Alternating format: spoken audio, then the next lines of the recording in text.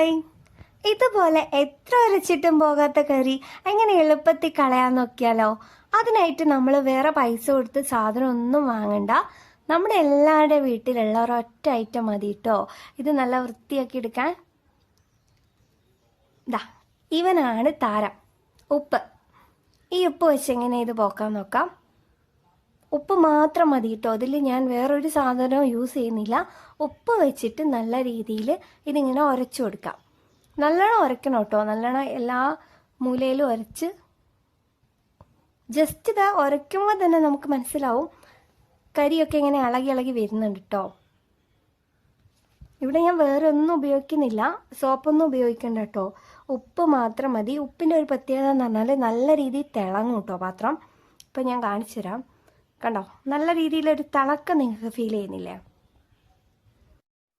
അപ്പോൾ ഇത്ര ടിപ്സ് ഇഷ്ടപ്പെട്ടാൽ ചാനൽ ഒന്ന് സബ്സ്ക്രൈബ് ചെയ്യണേ.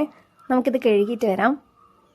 കണ്ടോ, ഫുള്ള് പോയിട്ടുണ്ട് കേട്ടോ, പുതിയതുപോലെ